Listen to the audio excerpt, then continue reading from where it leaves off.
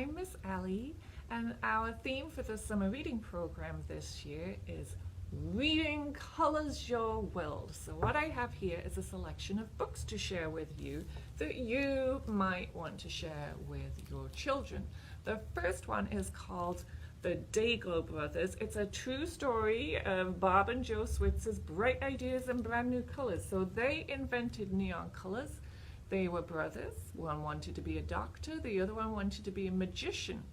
And through some unfortunate events, it ended up being a silver lining because they had to work together. And together they mixed science and art and came up with something new. So history, but also pretty exciting too.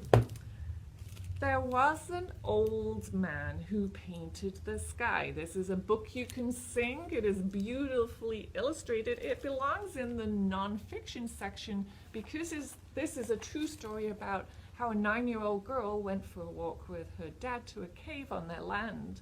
And whilst he was looking for tools and bones, she looked up and noticed on the ceiling were some beautiful paintings. And it changed how people think about early humans and what they could do or how they understood the world. Another nonfiction book is Let's Make a Rainbow. Do you know how a rainbow is made?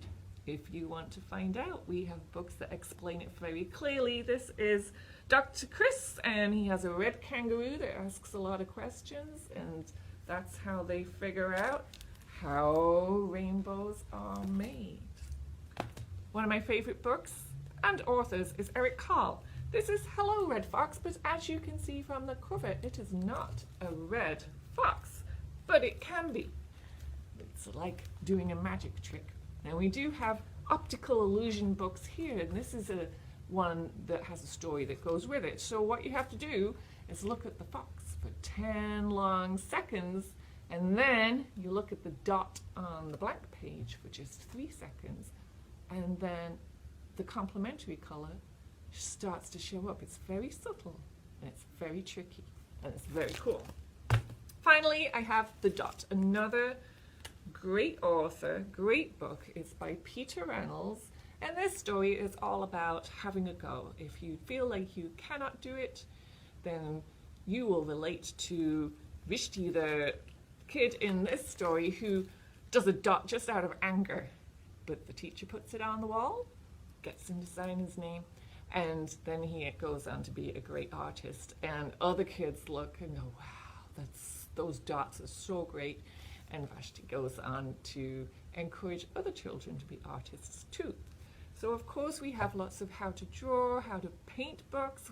In the library, in the Berry Room, we have many beautifully illustrated books. If you ever want help getting your hands on those, you can give us a call, or you can fill out a fetch request and we will be your personal librarian.